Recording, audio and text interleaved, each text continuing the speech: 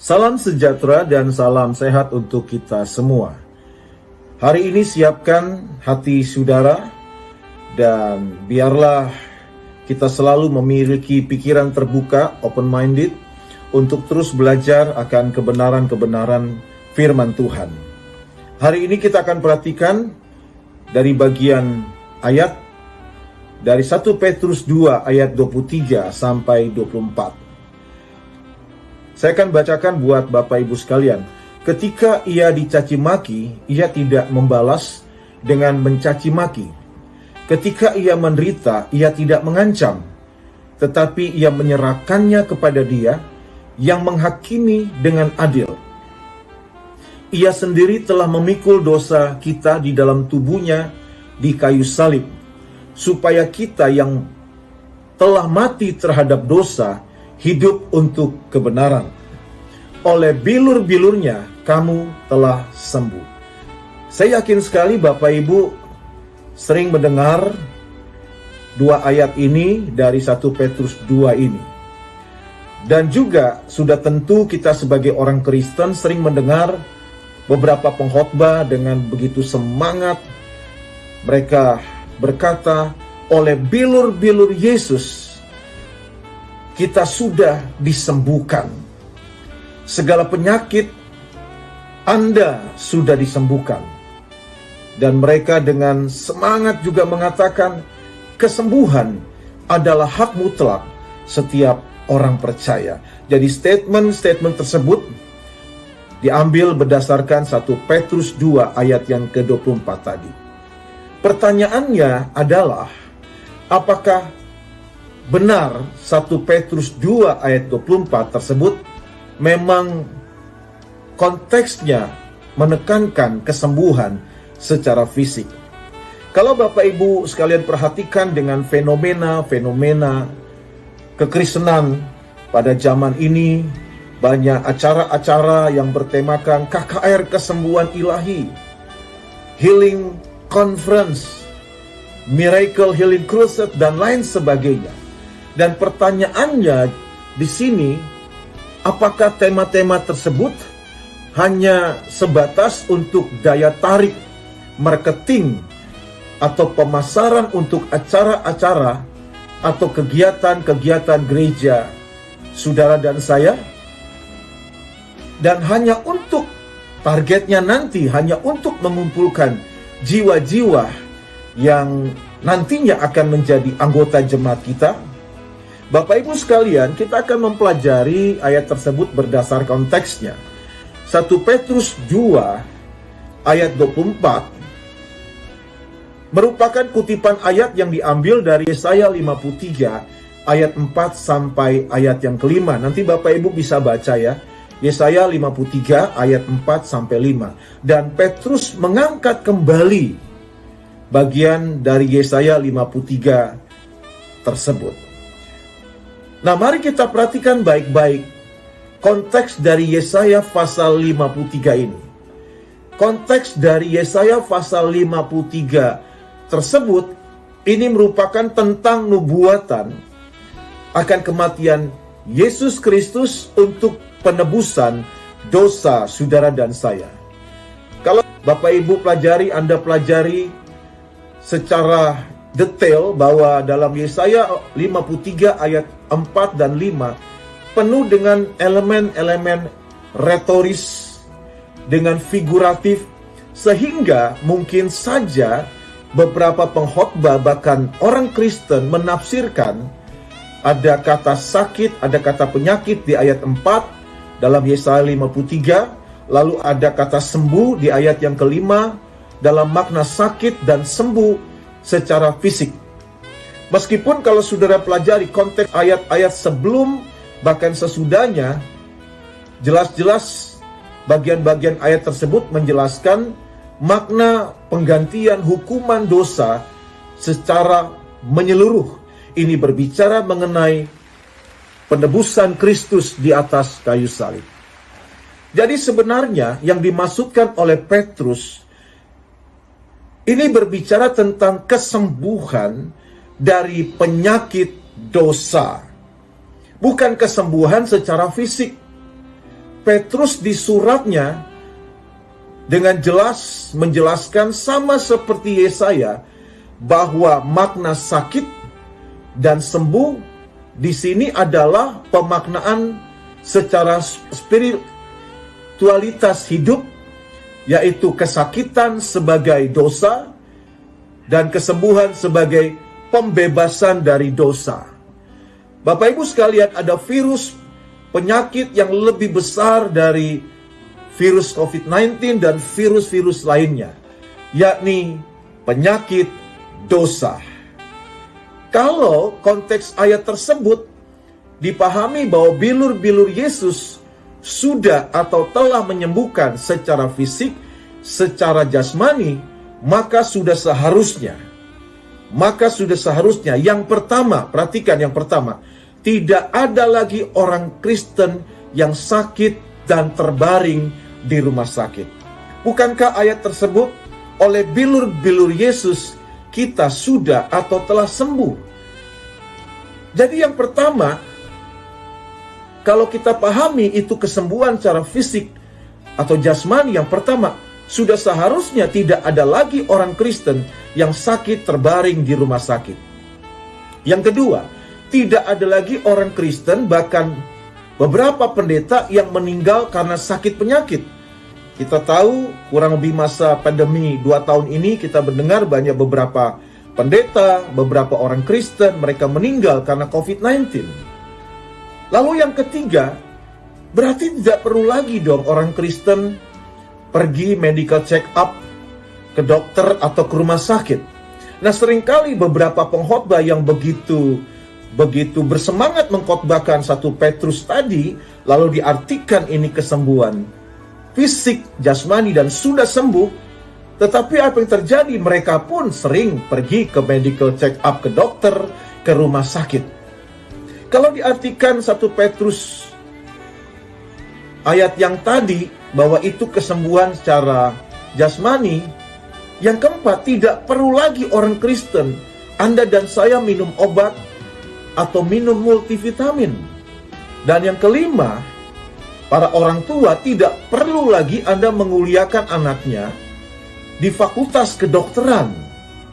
Dan yang keenam, harusnya tidak ada lagi dokter-dokter dari kalangan orang Kristen. Karena apa? Orang Kristen sudah sembuh dari segala penyakit. Dan juga yang ketujuh, sudah seharusnya semua rumah sakit Kristen harus ditutup. Dan yang kedelapan, stop untuk orang Kristen pergi ke apotek untuk membeli obat. Kita harus merenung Bapak Ibu. Kalau ayat tersebut diartikan itu kesembuhan secara fisik, sudah seharusnya orang Kristen saudara dan saya tidak melakukan 8 poin yang sudah saya sebut. Kita harus mengerti dan memahami bahwa sumber utama mengapa manusia bisa sakit.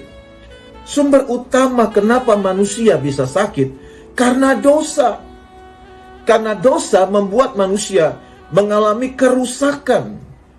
Bukan hanya secara roh, tapi juga secara jiwa, pikiran, perasaan, kehendak, dan secara tubuh jasmani. Tapi bersyukur kita dalam Kristus, kita dilahir barukan. Dan selama kita hidup, kita terus mengalami pembaruan jiwa. Dan kita tidak bisa pungkiri kita masih menggunakan tubuh yang fana ini, warisan dari dosa. Saya akan membaca dengan cepat beberapa ayat yang dikatakan oleh Paulus. 2 Korintus 4 ayat 16 sampai ayat yang ke-18. Sebab itu kami tidak tawar hati, tetapi meskipun manusia lahiriah kami semakin merosot, namun manusia batinia kami dibaharui dari sehari ke sehari. Nanti saudara bisa baca di ayat 17 dan sampai ayat 18. Jadi Paulus menyadari meskipun manusia lahiriah, jasmani kami semakin merosot, namun manusia batinia kami dibaharui dari sehari ke sehari. Juga Paulus mengatakan dalam 2 Korintus 5 ayat 1 sampai yang keempat.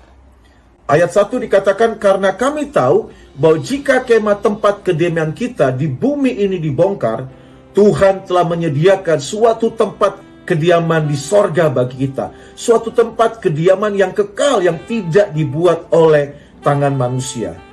Ayat yang kedua, selama kita di dalam kemah ini apa Bapak Ibu? Tubuh jasmani. Selama kita dalam kemah ini, kita mengeluh karena kita rindu mengenakan tempat kediaman sorgawi di atas tempat kediaman kita yang sekarang ini. Saudara nanti akan terus membaca ayat 3 sampai ayat yang keempat. Di bagian yang lain pun Paulus mengatakan bahwa ada harta di dalam bejana tanah liat. Harta di situ mengatakan Kristus yang ada dalam kita. Bejana tanah liat adalah tubuh jasmani kita yang rapuh. Bahkan Paulus menuliskan dalam Filipi 3 ayat 20 sampai 21, karena kewargaan kita adalah di dalam sorga. Dan dari situ juga kita menantikan Tuhan Yesus Kristus sebagai juru selamat yang akan mengubah tubuh kita yang hina ini sehingga serupa dengan tubuhnya yang mulia menurut kuasanya yang dapat menaklukkan segala sesuatu kepada dirinya. Jadi Bapak Ibu, Paulus mengatakan Alkitab dengan jelas bahwa karena dosa kita memiliki bejana tanah liat yang rapuh. Tapi nanti satu saat kita akan diubahkan, kita akan menerima tubuh kekekalan Bapak Ibu. Nah, kita perlu paham Bapak Ibu, seringkali banyak kita termasuk saya dulu mengkhotbahkan mengenai kesembuhan ilahi dan mujizat. Dalam sesi yang sebelumnya saya sudah menyampaikan tentang bagaimana kita sebagai orang Kristen harus memahami mujizat Tuhan dalam konteks secara alkitabiah.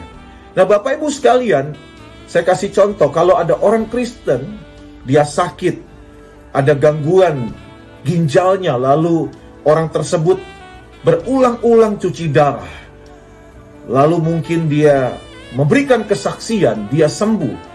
Ternyata Bapak Ibu, ada satu bagian yang tidak disampaikan. Meskipun orang itu sudah berulang-ulang berkali-kali, sudah cukup lama melakukan cuci darah, lalu mengalami kesembuhan, tetapi orang itu tidak dengan jujur mengatakan bahwa saya mengalami kesembuhan, lalu katakan saya mengalami mujizat. Ternyata Bapak Ibu, orang tersebut cangkok ginjal. Nah kalau dia sering berulang-ulang cuci darah karena ada masalah di ginjalnya, lalu dia cangkok ginjal, lalu diterjemahkan ini sebagai mujizat, sebenarnya kurang tepat. Mujizat adalah 100% karya Tuhan yang berdaulat, tidak ada 1% pun intervensi dari manusia. Ada seseorang mungkin mengalami kesembuhan, dari penyakit kansernya, lalu dia bersaksi, dia berkata, saya mengalami mujizat.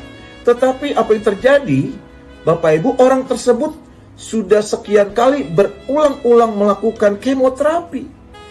Jadi mujizat adalah real, karya sepenuhnya Tuhan tanpa intervensi medis, intervensi obat-obatan. Kalau orang sembuh karena cangkok ginjal, karena melakukan kemoterapi sehingga kansernya sembuh, tidak layak disebut mujizat.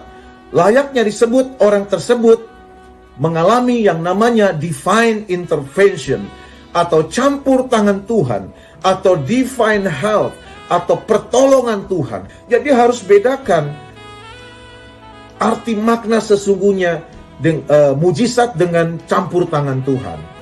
Nah Bapak Ibu sekalian, sebagai orang Kristen penting kita memahami yang namanya mind-body connection.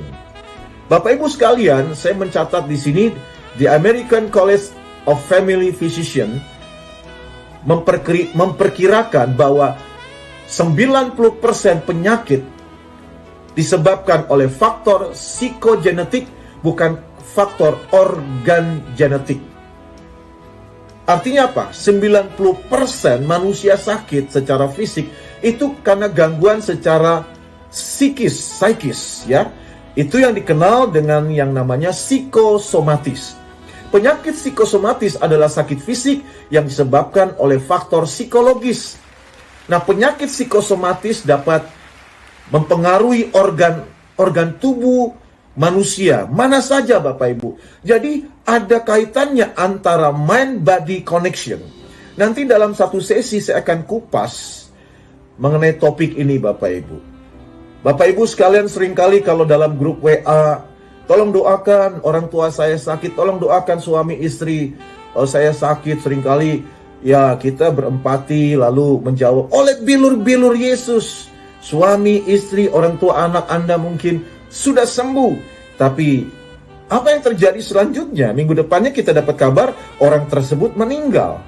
Saya seringkali Bapak Ibu, kalau saya mendapat info ada seseorang yang sakit, lalu keluarganya minta doakan, saya hanya mengatakan hati yang gembira adalah obat yang manjur. Ini ditulis dalam Amsal 17 ayat 22 ya. Hati yang gembira adalah obat yang manjur, tetapi semangat yang patah mengeringkan tulang. Jadi jurnal-jurnal kedokteran juga mengatakan 85-90% manusia sakit itu karena faktor kejiwaan. Itu faktor pikiran, imajinasi, perasaan, kecemasan, ketakutan, dan lain sebagainya. Ini yang disebut penyakit psikosomatis. Dalam 3 Yohanes 1 ayat yang kedua, 3 Yohanes 1 ayat yang kedua, saudaraku yang kekasih, aku berdoa semoga engkau baik-baik dan sehat-sehat saja dalam segala sesuatu, sama seperti jiwamu baik-baik saja. Dalam New King James Version, kata baik-baik dalam ayat tersebut diterjemahkan menggunakan kata prosper, makmur. Dengan kata lain, kalau jiwa kita sehat, pikiran, perasaan, kalau jiwa saudara dan saya sehat, maka segala sesuatunya akan makmur. Ini yang dikenal mind-body connection. Jadi pikiran, perasaan, jiwa seseorang itu sangat mempengaruhi jasmaninya.